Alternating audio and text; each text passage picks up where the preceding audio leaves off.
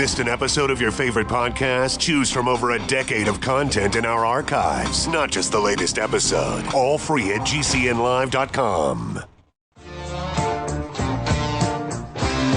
This is your call to action. Get prepared, America. Economy, survival, energy, disasters. This is USAPrepares.com. Informative radio, educational radio. Interact now by emailing instructor@USAPrepares.com or text at 434-390-7953. Class, please take your seats. Now, your instructor, Vincent Finelli. Everyone all set? Cocked?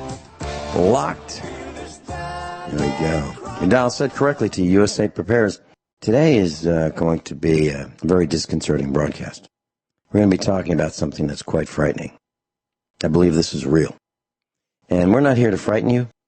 We're not selling fear in any way, shape, or form. We're just trying to provide the information that we think you might want to know about. I'm delighted to be broadcasting with my dear friend, Captain John Regan, U.S. Air Force Reserves, retired. Welcome, Captain John Regan. Good morning, Vincent. Well, Captain John, did I embellish what we're going to talk about? Did I exaggerate what we're going to talk about? You may have understated the situation. Understated the situation. Okay, so class, if you'd like to find Captain John Regan on the internet, you can go to usaprepares.com, USAPREPARES.com, and you can click on the instructors tab, and you'll find him.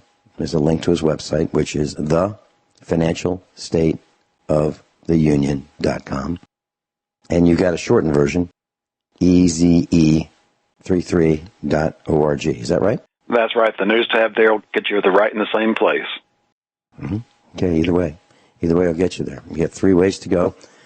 Captain John Regan, I'm looking at a PDF, and, the new Cold War. You know, we had talked about hypersonic missiles before, and your first thought, yeah, they're fast, yeah, we can't defend against them. Other than that, kind of like, what's the really big deal?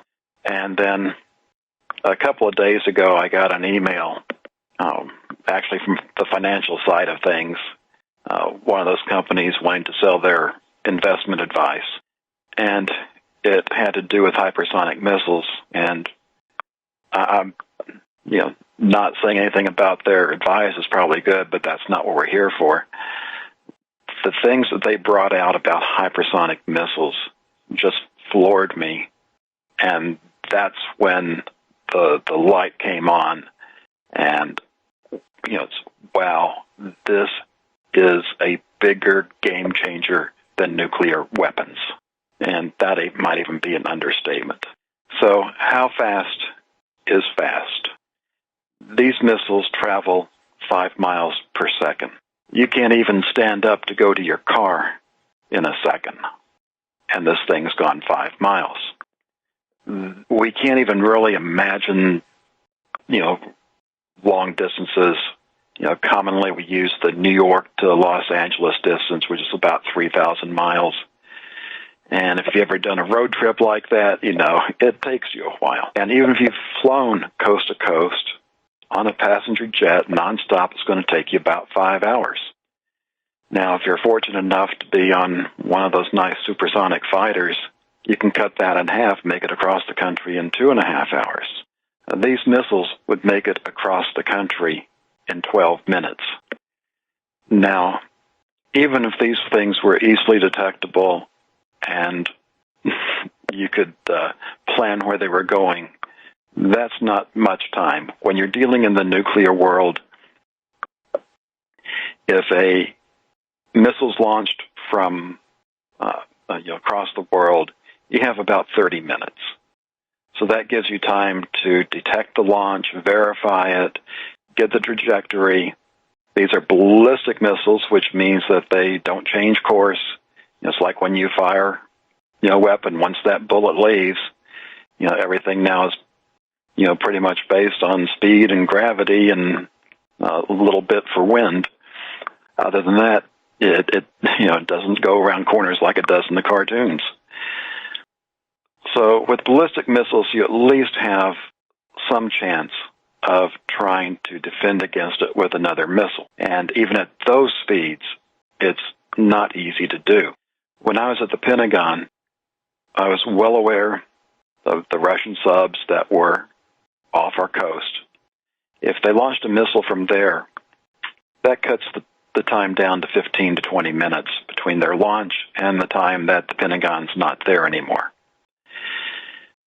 It would have been unlikely that I would have even known a missile was coming, because by the time they go through that process, detecting the launch, determining what's going on, notifying the president, getting his response, and issuing the orders for that response, there wouldn't be enough time to notify anybody. And even if they had an alarm go off, what are you going to do? There's no fallout shelters there. There's not enough time to even really make it to your car if you're one of the people that drove to work. And even if you did make it to your car, where are you going to go quick enough to make a difference? So that's old-fashioned now. These new missiles don't even need a warhead. At the speeds they're traveling, the impact, the kinetic energy alone is enough to destroy targets. And that's whether it's a ground target or a naval target. Because they can change course, you don't know what the target is until literally maybe the last second or two, and maybe not even then. These missiles don't burn fuel. They just use air, so there's no trail that you typically get from a missile. So they're very hard to detect.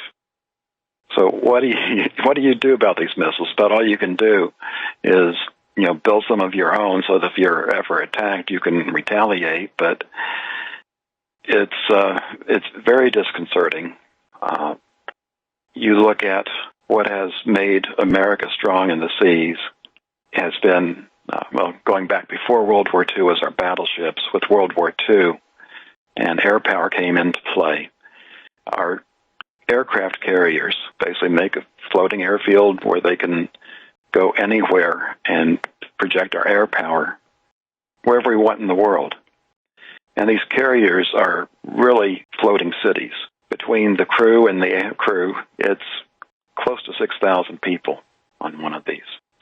With this technology, aircraft carriers are obsolete, and there's no way to protect the aircraft carriers, which are already surrounded by a pretty good task group to protect them from airplanes, surface ships, and submarines. I don't know what distance you'd want to fire on those ships from, but let's just say it's 100 miles, something that's probably not considered real dangerous, because if a normal missile were launched, you'd have time to do something about that. If one of these missiles is launched, even if you knew about it, 100 miles, 5 miles per second, that's 20 seconds. Even if they had fully automated systems, which I don't believe they're anywhere near that, you'd have to detect what's happening, get your defenses going, and launch those defenses. And to do that in that amount of time, I think is pretty much impossible. Am I cheering you up already? I was watching the second hand. I've got an atomic clock in the studio, and it's it's an analog type clock. And I was watching the second hand as you said that. And what went through my mind was the announcement would come to the captain of the ship. Captain, I need your attention right now. There's a missile headed toward us. It was launched from 100 miles away. The captain would then look at the person with the giving him the alert. That's like 20 seconds right there. Hardly enough time for the captain to turn around and say, "What's up?" Right? That's what you're talking about. So hopefully this points out how big a game changer this technology is. Our Navy is now essentially a sitting duck for anybody with this technology. And right now it's like in the early days of nuclear you've got a limited number of people. It's basically us and Russia and China that I know of. But just imagine some of these get in the hands of a terrorist group. These, from what I can tell, don't require the science and technology background of maintaining nuclear weapons. These are just the weapon, complete. All you got to do is be able to launch it, and it pretty much takes care of itself at that point. So, just a dramatic change, and of course, what the the investment companies say, and it's buy stock in the company that's building these missile engines because they're going to be getting some pretty big orders. And that's absolutely terrifying. We're going to talk some more about this when we come back. Class, please don't touch that dial if this interests you. Captain John Regan. Captain John Regan's with us. Captain John Regan, I was thinking during the commercial break about, how fast we go. So typically on most highways in the United States, speed limit is 55 miles per hour. The interstates and other wide-laned highways may be faster, but typically 55 miles an hour. An commercial airliner, typically will fly at 575 miles per hour, which is roughly 10 times the speed of what we would travel in our vehicles on the highway. And then the speed of sound is like 1.3 times faster than the speed of an airliner at 767 miles an hour. This hypersonic missile that you've been talking about flies at 278 times faster than you would be typically traveling on the highway, 278 times faster. So just to keep that in perspective, I just, wanted to share that with the class. And so, John, just to repeat, if one of these things is coming your way, whoever you may be, you won't hear it coming, you won't see it coming, and there probably is no time for a warning. None whatsoever. Is that right? The first thing you'll probably notice is being dead, if you are the target. Okay. Mm-hmm. And these can be launched without nuclear warheads, without ballistic warheads. These can be just whatever the projectile may be, just the impact because it is flying so fast, right? That's correct. And I had originally was thinking, what if they wanted to use these for an EMP attack? However, once I realized that these missiles need air, and the atmosphere doesn't go up very high, these wouldn't be used for that type of attack. However, you wouldn't necessarily need to use them that way. As we've discussed before, all you have to do is target about half a dozen of the large transformers, which you could even do with, commercial drones that are on the market, and just, getting rid of them the old-fashioned way with explosives or something. I mean, part of the safety is that we don't know which those are. I'm pretty sure that countries like Russia and China know exactly where those transformers are, and I think any terrorist group of any size would also have a pretty good idea. So if you just had a half a dozen of these missiles, you could take out those 6 transformers, the grid goes down, and there may be 0 loss of life if nobody's at where these transformers are. If they're in a highly populated area, maybe you can get a few dozen people collateral damage, but with very little initial loss of life, you get into that situation where society's not coming back.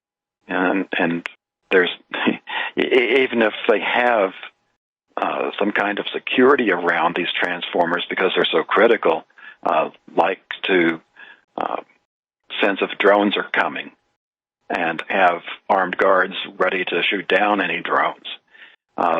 Again, you don't even know this is coming until it's there. It's too late. I just did a quick look, and if you shoot a 45 ACP, which I carry, in a 45 caliber 1911 handgun, the projectile, the bullet, travels at 830 feet per second, typically, fired out of that particular handgun, 830 feet per second. A 22 long rifle, not a high velocity, just a standard velocity 22 long rifle cartridge. The bullet travels at about 1,050 feet per second. The speed of sound is 1,100 feet per second. The speed of this hypersonic missile is 22,440 feet per second. When we come back, Mark in Illinois, you're up next. This is USA Prepares. Captain John Regan's with us. TheFinancialStateOfTheUnion.com. Mark in Illinois is joining us via telephone. Welcome, Mark. Hey, good morning. I remember seeing one of these weapon systems.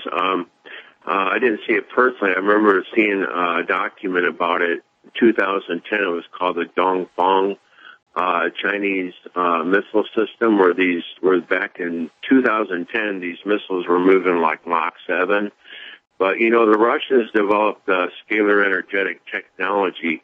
Actually, our scientists were the first ones to write about this stuff back in the turn of the century, like Whitaker and Ohm and Wheeler and stuff like this, MIT. But the thing is that they developed these Russian sub with scalar energetics with moving water, and now they've been able to develop this with using air. And the Bible tells me that when I see the words heavens and I see the word shaken, as prophets of Israel say that these are going to be hydrogen bombs that are going to be detonated. And we know the attack will come upon the North American continent because prophesied by the prophets in the ancient Israel 2,500 years ago.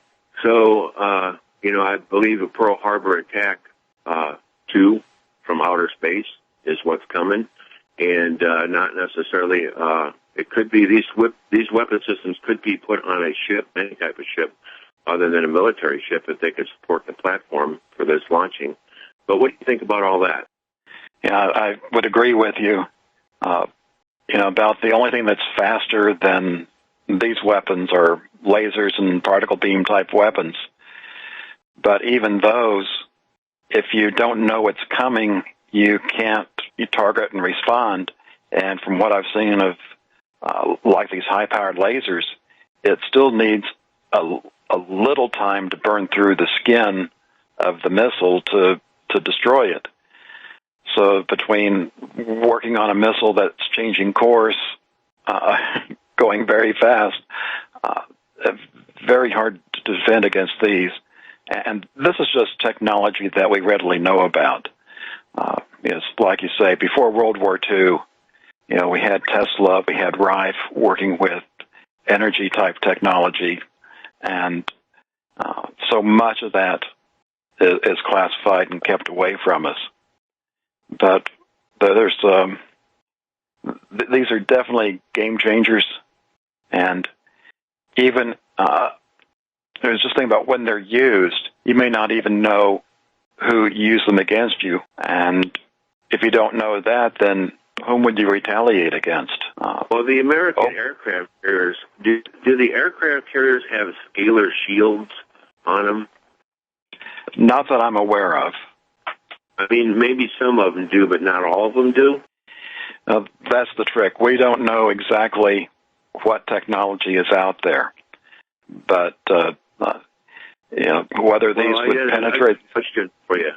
Another question. Do you think, if you read the Word of God and you understand the revelation of what these prophets are talking about, Isaiah, Ezekiel, Jeremiah, do you think an attack could come from outer space with these missile platforms in space launching these warheads? It's quite possible. I know more attention is being placed on space. And, of course, there's going to be all kinds of wars.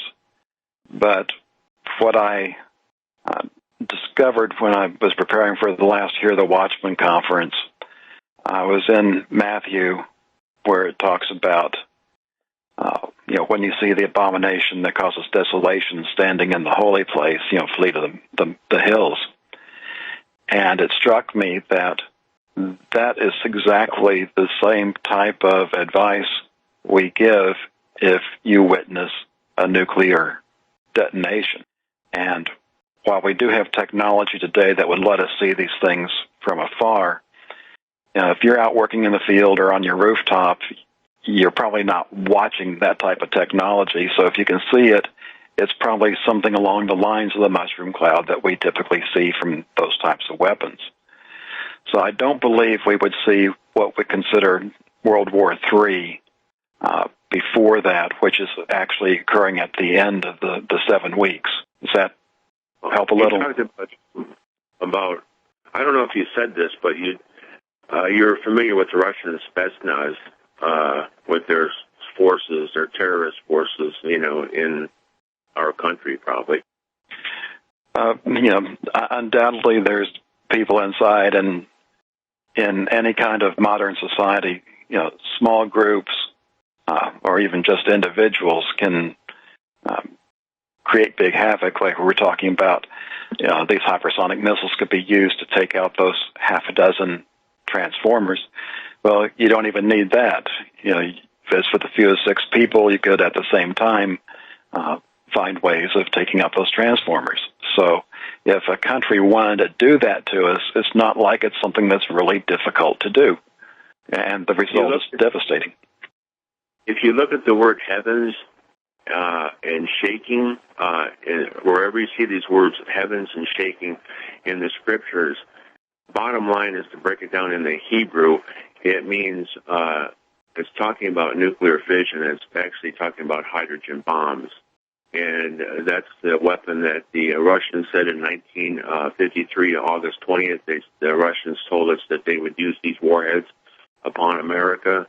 And they've been doing evacuation drills for the past 4 years, but putting 40 million people underground in 3 days. And that's if you have warning. When you have anywhere from a few seconds to a few minutes, it's impossible to do any kind of reaction for the population, and you can't just live in bunkers all the time. Well, there's a lot of things, to make sure that your life is right with the Lord and be prepared, because I believe all these things are coming soon. And that's job one. And all right. You have a good day. Thank you. Mark, thanks for the call. There's Mark in Illinois. John Regan, you mentioned the speed of light. Speed of light class is 186,000 miles per second. And then the only thing faster that I know of than the speed of light is the speed of gravity. And if Sir Isaac Newton's theory was correct, the speed of gravity would be 20 billion times faster than the speed of light. And I think that's the fastest thing that there is, speed of gravity. John, would you agree with that? It appears there's some truth in that theory. Gravity is a very funny thing. Mm-hmm. Okay. So is there more discussion about these hypersonic weapons that you want to share with us? Well, I'll just talk a little bit more on it. If you look at the post, the third link I had under it's Hypertime Societal Threat, and that's a link about companies moving their data centers to these big cloud-based centers. And you're going, what the heck does that have to do with hypersonic missiles? Well, we're looking at concentrating not just one company, but multiple companies in these huge cloud centers. Basically, it's just a building with tons and tons and tons and tons of servers. And that's saying there'd be about 600 of these servers, and I believe that's worldwide, or centers worldwide. So, first off, if you wanted to destroy those centers, 600 missiles is kind of nothing for a state sponsor. If you look at a terrorist group, let's just say they get half a dozen, that's enough to take out 1% of those centers, which would definitely have an impact. And at some point, you take out enough, I don't know what percent it would be, but I'd say probably even 10% of those, it's going to have a humongous impact, even with everything else still running, because you have companies dependent on other companies doing things, and if certain services they're used to go offline, all of a sudden nothing works right. So the whole logistical chain would break down, even if you still have power at the switch. So I just wanted to point out that, number of ways that these can go on. Again, don't want you to obsess about this. There's so many things that can happen to us at any time. This is just another one of those man-made ways that this can happen. And all you can do is all you can do. And John, this seems to have solved a really big problem for the people in the blowing up business. If there were a nuclear attack, there'd probably be a nuclear retaliation, and then there could be mutual assured destruction. The problem with all of that is the radiation that would be everywhere. It would render whatever was being attacked useless for years and years and years because of the high levels of nuclear radiation. But what you're talking about is a weapon that doesn't have to have a nuclear warhead, which can destroy its target and leave other parts of the infrastructure intact. Isn't that one of the benefits of this insanity? Exactly. It's not like there's a big blast. It's whatever's being hit is going to be affected, and you'd have to be able to run the physics of it. This size object hitting with this size mass of object, hitting another. How far out that's going to be? But you could target a building in a downtown area and leave most of the rest of downtown unscathed. Yeah. Well, to me, this whole thing is terrifying because of the escalation and the lack of time to respond. And let's talk about accidents when we come back. Accidents in this kind of technology. Captain John Regan's with us, and what I'm about to say is pure fiction. Okay, it's my imagination running wild. So here's the question, Captain John Regan. So a military airplane veers off course, flies into U.S. airspace, and it looks suspicious, and it gets shot down. Then the other country, we can call it Russia, we can call it whatever you want. The other country says, you can't do that. So one of our commercial airliners gets shot down. Then it escalates. Oh, yeah? Can't do that. So then it turns into missiles being fired at each other, nuclear launches. Is that a possibility, Captain John Regan? It is. I'm more concerned about intentional uses of such weapons. Let's say that,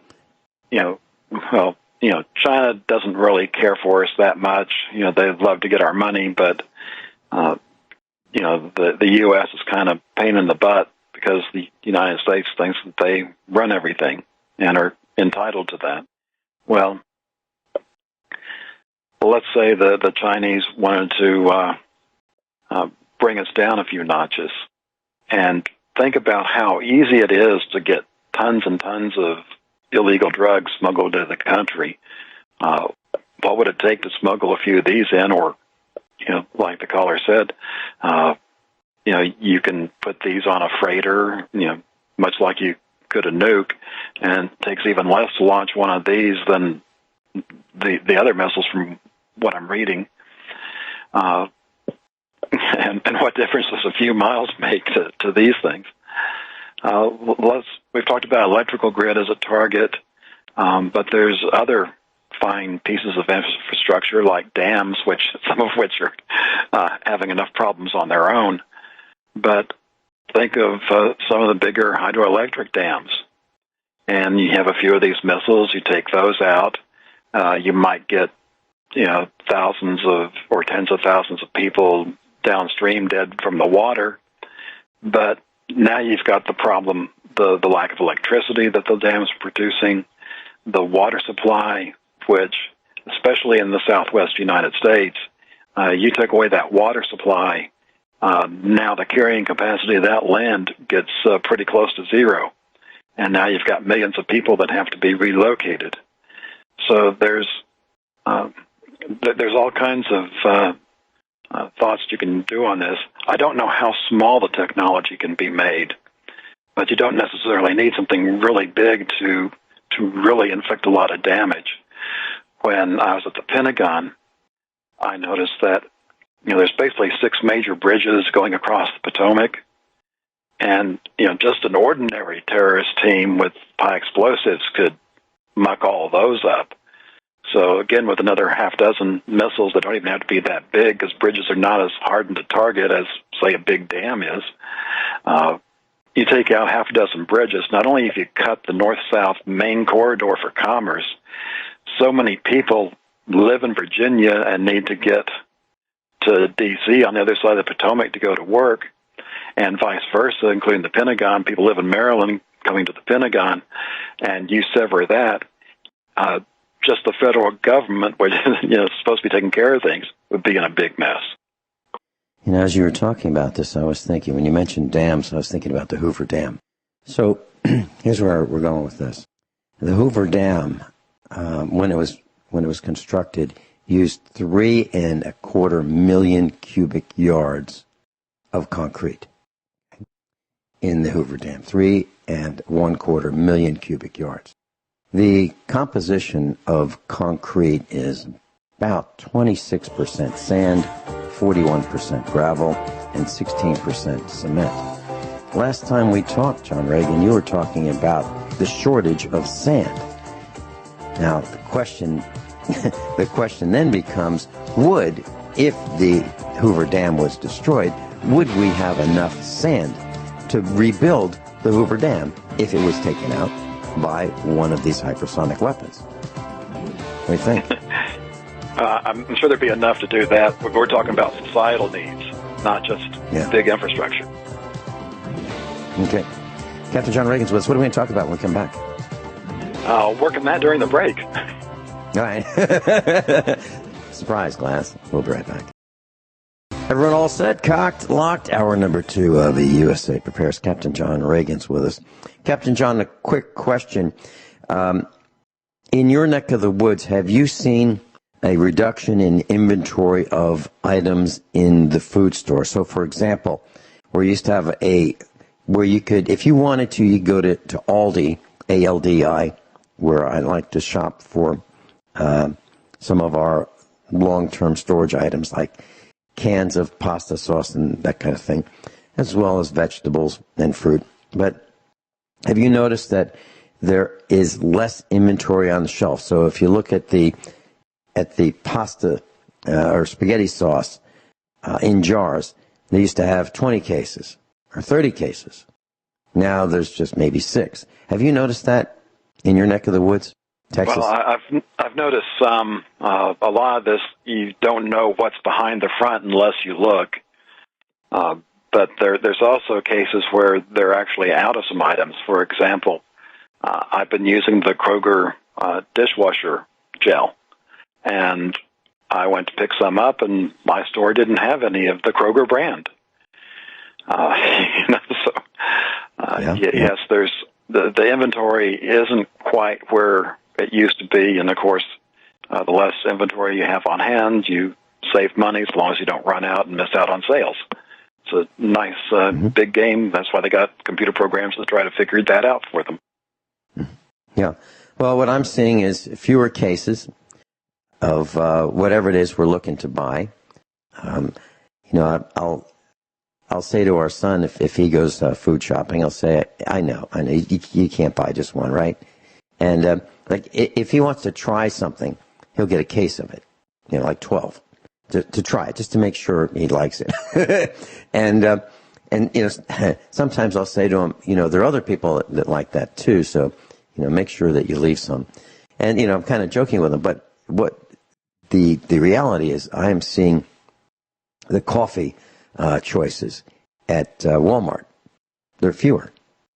And there's less depth of cans of coffee on the shelf. So, they pull it to the front, but if you look behind the first couple of cans, it's empty shelf space. And I know that they're stocking 24/7 in the stores, but I think my take on it is that there's less inventory on the shelves. That's my take. And class, if you've got any observations, if you think I'm wrong, I'd love to know that. If you think I'm right, I'd love to know that. The number to call, 866-582-9933. 866-582-9933. Telephone listen line, 605-477-3249. 605-477-3249. Captain John Regan, what's next? I don't know if you were listening at the top of the hour. I'm beginning to get concerned. They're saying how good the economy is.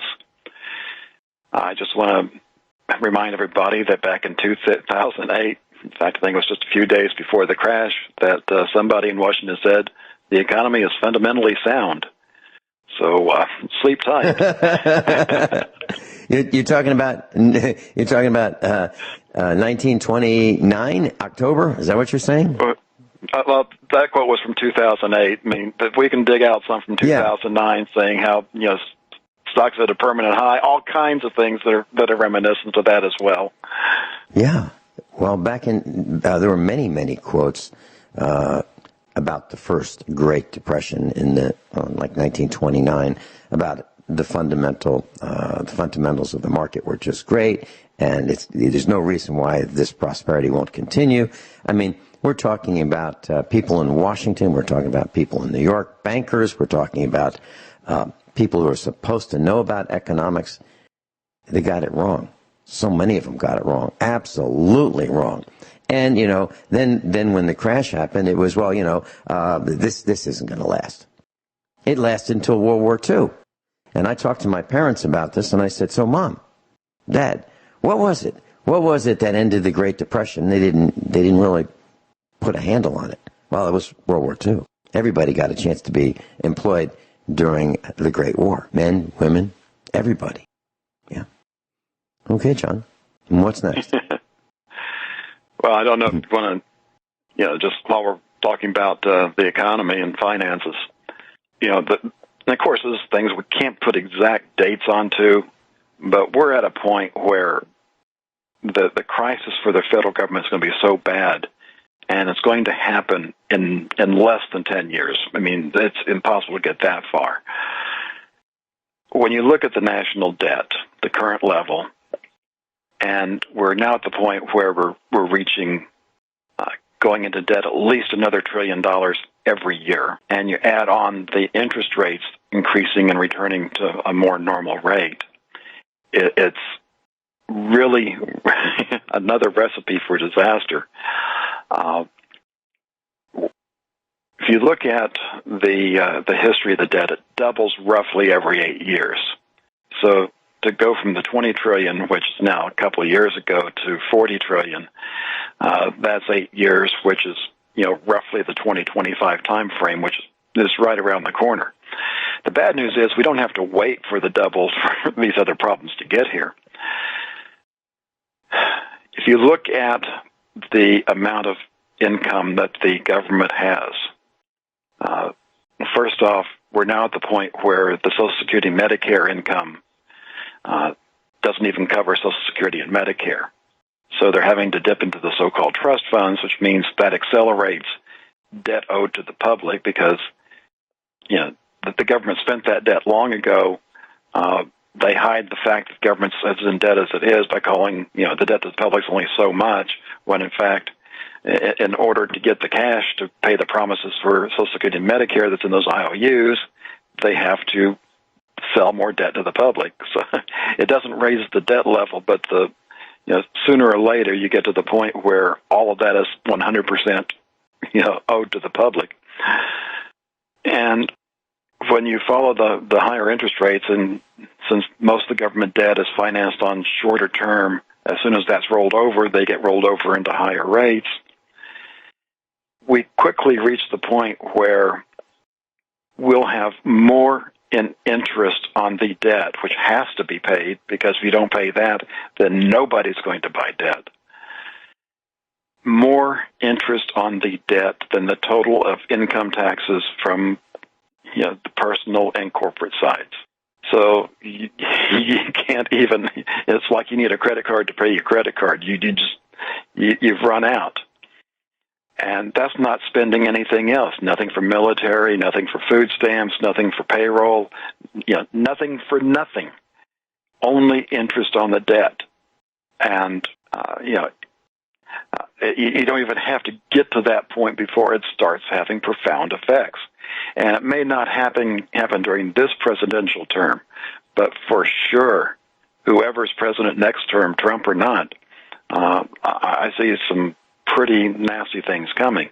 Right now we're running on this hopium that Trump has generated, but that will only get you so far before reality kicks in. And unlike before, when I published the Financial State of the Union in November 2013, I was thinking, maybe we'll be lucky and have 2 or 3 years to get ready. And obviously, we've had almost 5 years now, but that's been done with tens of trillions of dollars of additional debt, which couldn't have been done before in history when you had real money, not this fake stuff that's backed by imagination.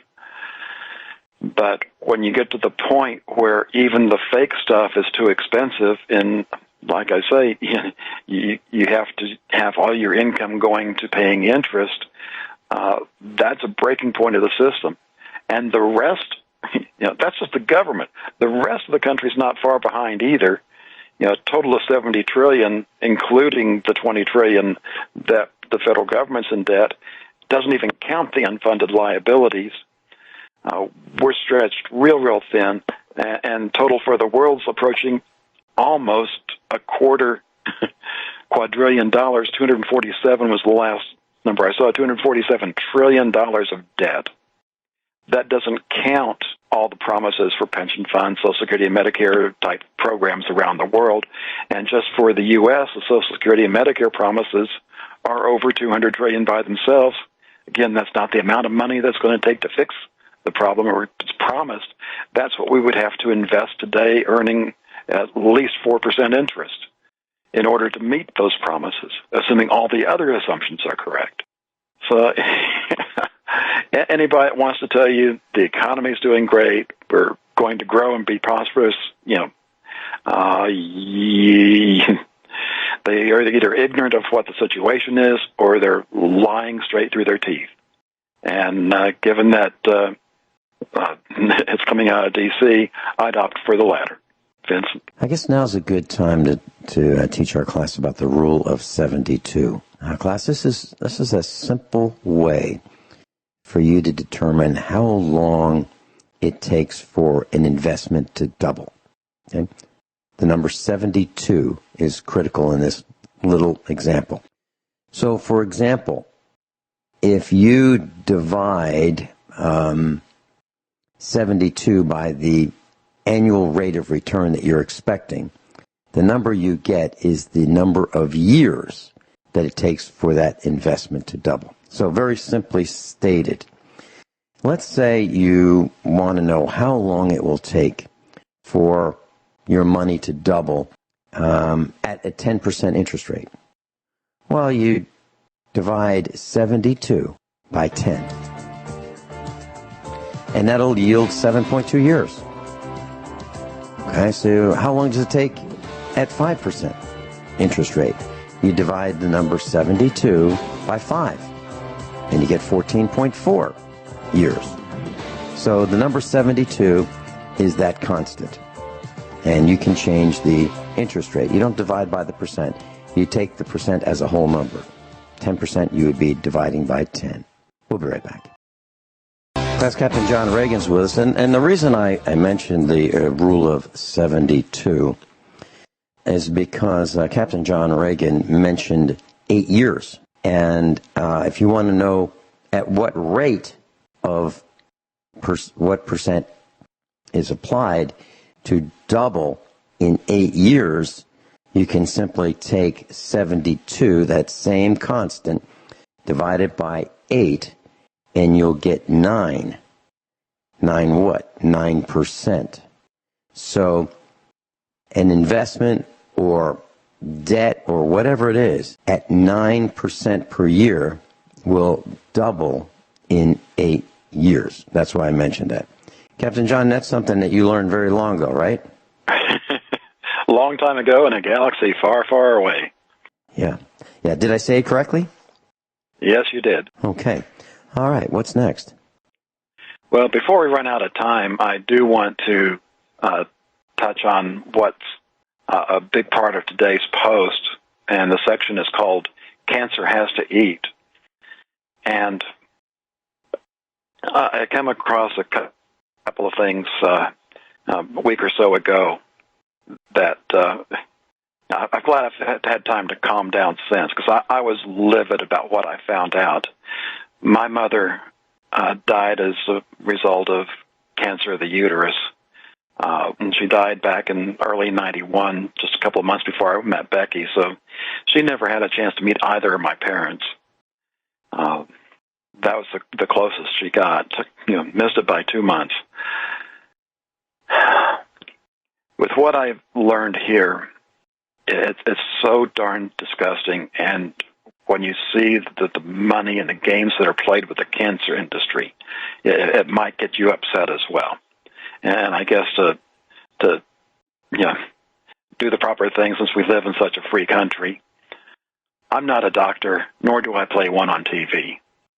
Yeah, all I'm doing here is providing information that I've come across from people that do have MDs and or PhDs, along with some studies and associated information, so that you can be informed and make decisions for, perhaps someone that has cancer, whether that's you or someone that you care about.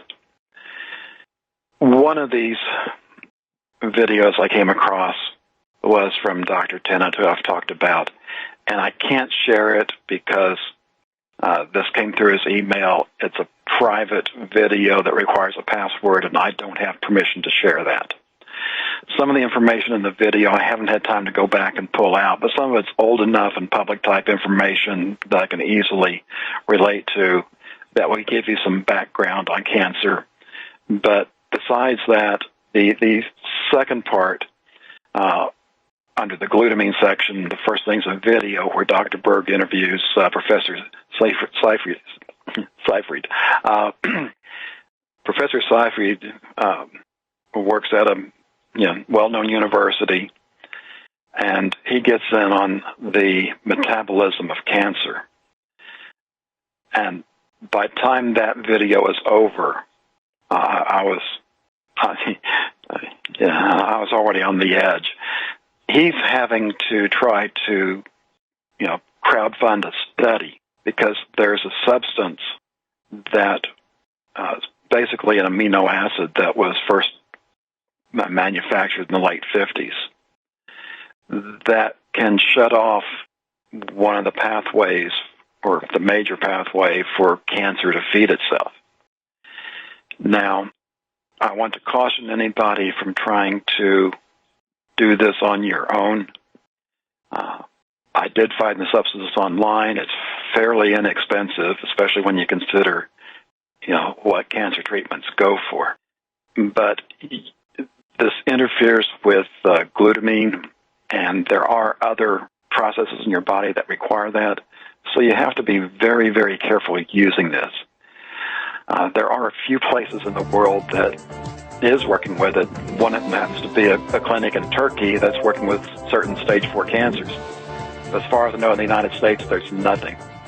So even if you were able to obtain this, there's not good information on how to use it. And if you tried, you could do serious damage or death. But there are alternatives, and we'll get to that after the break. Captain John Regan's with us. Captain John Regan's with us. The Financial State of the Union.com.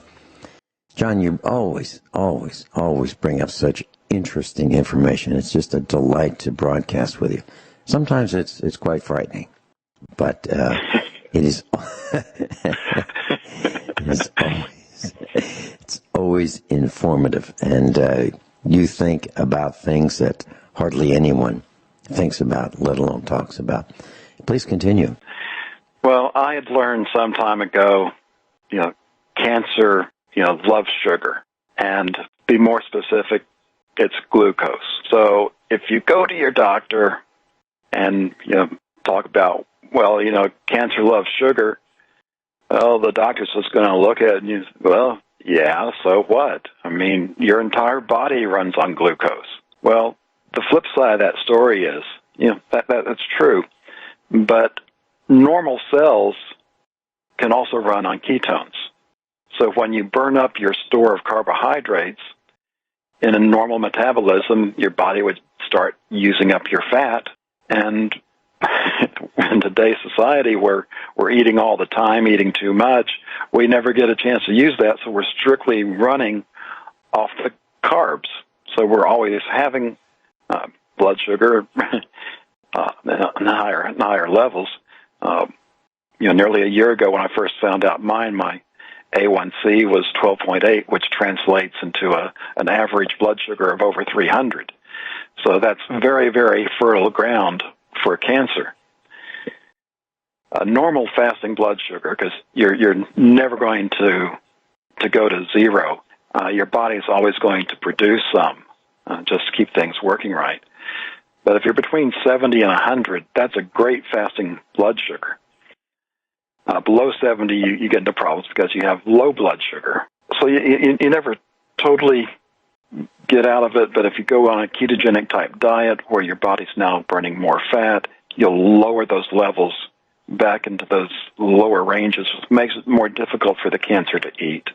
And even if you fast, not ingesting any food or any carbs, you're still going to have some kind of blood sugar. It'll probably be in that 70 to 100 range. So it's not foolproof on trying to starve cancer because there's still going to be a little bit of that food there.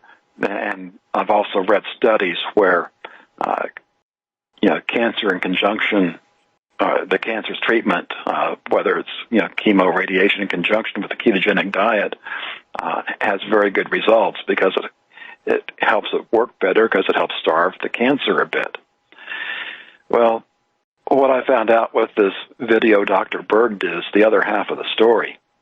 It wants the sugar, but it also has to have the glutamine. And this substance, I won't try to pronounce the whole thing, is very long, and I've got a link there called DON, which gets you the full chemical name.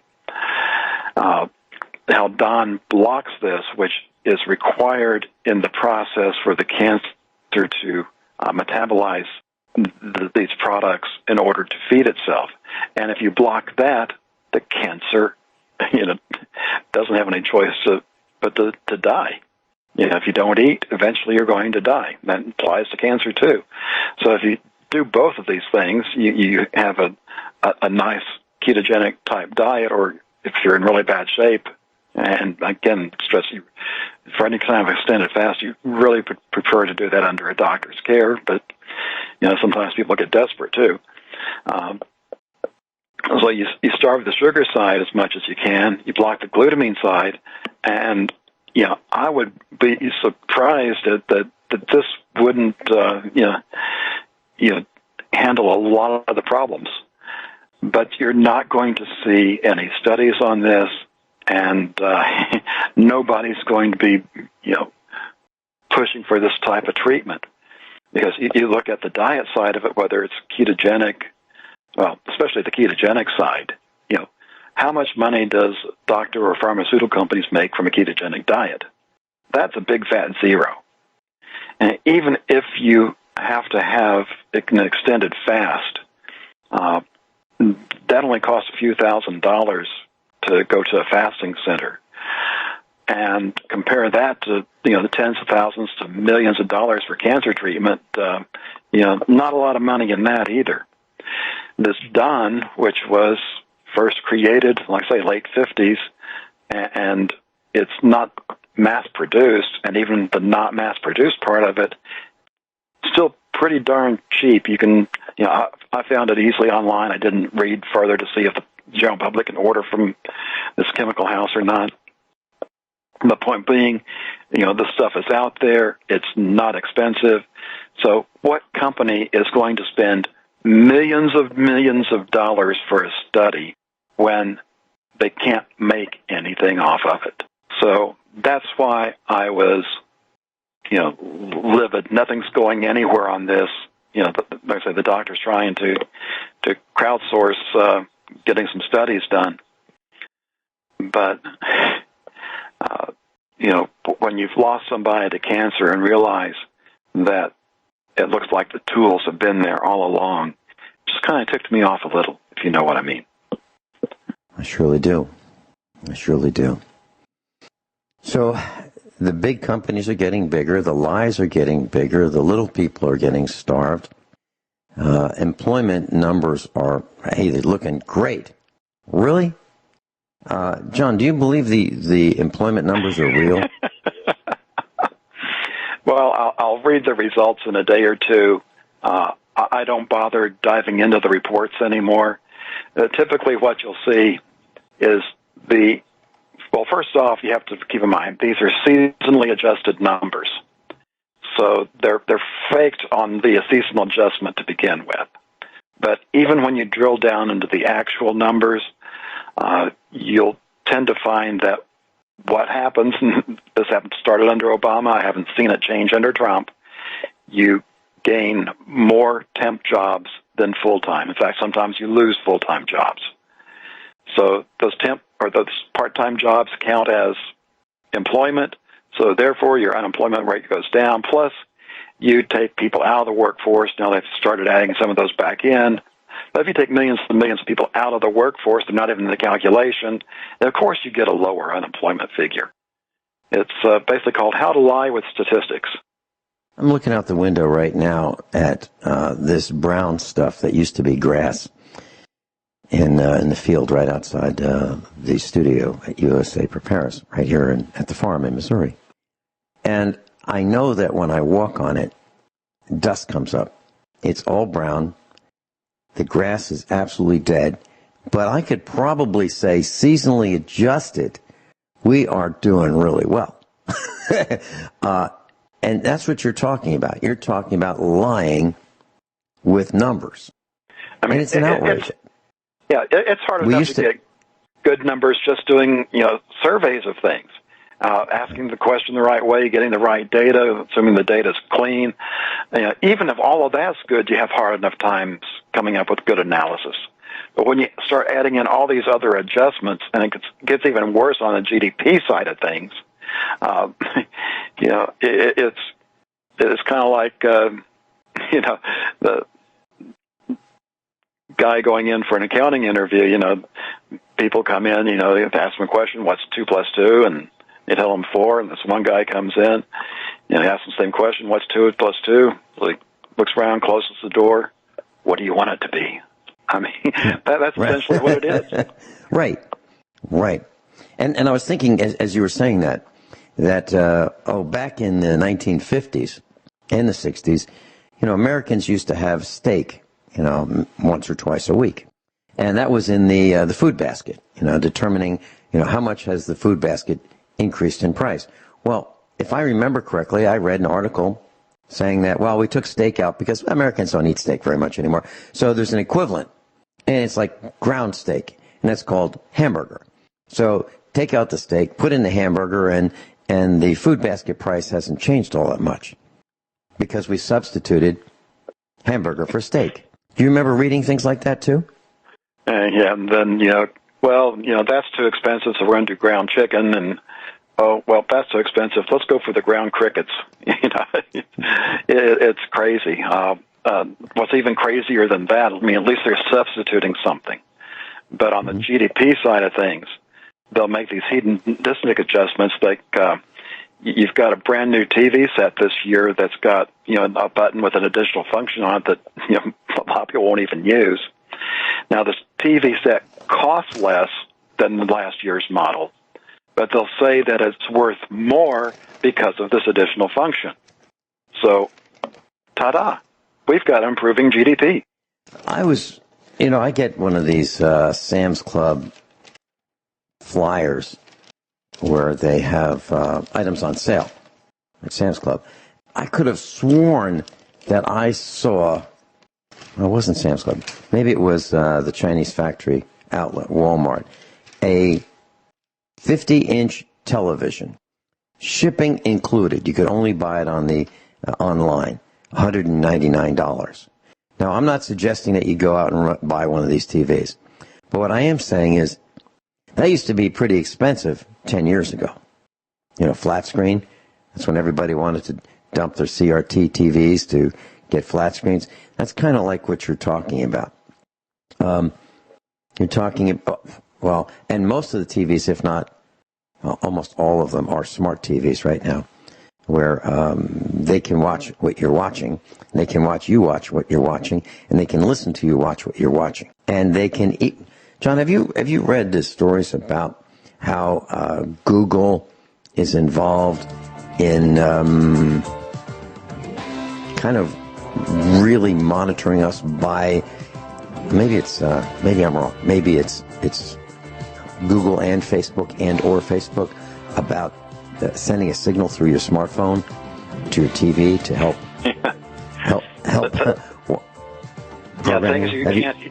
things you can't hear, but the computer can. Yes, we'll be right back. John, in the remaining minutes that we have, what would you like to share with us? Well, I just had a thought during the break. We were discussing the hypersonic missiles and how you could use half a dozen of them to, if you knew the transformers, take those out and wipe out the U.S. grid. Well, let's say you didn't have that information, but you had, access to, a dozen or two of the missiles. It's a whole lot easier knowing where the power plants are. You can't hide those things. It's pretty easy to see where they are. And those are not hardened targets, and even if they were, I don't think that that would protect them from the hypersonic missiles. So rather than just take out a transformer, which in theory could eventually be replaced in a couple of years if there's still facilities available to recreate one, you could take out power plants where now you don't even have the place to generate the electricity from. So lots of options out there in case you're getting to sleep too easy at night. You can think about what I've said. As you know, I'm running for the board of directors of the Electric Cooperative. I'll be on stage at the end of this month. And I think back to this guy. I was shaking hands in one of these lines people were getting into in order to register for the annual meeting, where the members were coming in. About 1,000 members came in. Ultimately, a couple thousand, maybe 3,000 people were there total at the Cowan Civic Center in Lebanon, Missouri. And this guy, I went to shake his hand. He distanced himself from me. And he said, "Did you bring your bullet?" And I said, "The cartridge?" And he said, "That was idiotic." And I said, "What do you mean?" He said, "Well, that was idiotic." And what I said was, one of these, I was on stage and I took out a 5.56 cartridge from an AR-15. I said, one of these, I paid about 20 cents for it. I'm paraphrasing. Could take out a substation transformer. And there are no substation transformers in stock. You can't go and get one off the shelf. Each one is unique to that specific location. It's been custom manufactured for that location. And one of these, fired at the right place, can take one of them out. And we'll be down for a couple of years. And so here's a guy who sleeps with, he's the husband of one of the directors of the board of directors of the Electric Cooperative, and he thinks what I said is idiotic. It's not idiotic. It's absolutely true. Even the CEO of the Electric Cooperative said that. So, we're talking about a hypersonic missile being used to take out a nuclear power generation station.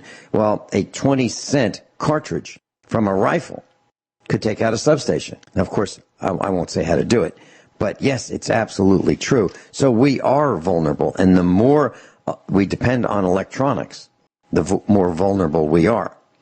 And heck, you buy it at the register at 12 o'clock noon, this system already takes that out of inventory, and they've reduced the inventory so they know what to order for the next order, which might be being compiled within minutes. Am I imagining this, John, or do you think this is accurate? That's the old-fashioned way. Now what they do is predict when sales are going to happen. Yeah. John, what can you share with us some of your greatest concerns? I mean, I know we only have like a couple minutes. Well, jeez. Regardless of what happens, even if it's only the financial problem that we cannot avoid, what concerns me is that you look at the lessons that we have from history, Great Depression, the way you get through that, it's very, very tough. People went hungry. You need food to eat. And back then, a lot of people had families still on farms, so they moved in with those, and that's one of the ways they made it through the Depression. We don't have that today. We have very few people that have the skills. And for finding work back then, labor was generalized, now it's specific. So it's going to be even tougher. So concentrate on making sure you're going to have a way of eating. That's the biggest thing you can do to prepare for the future.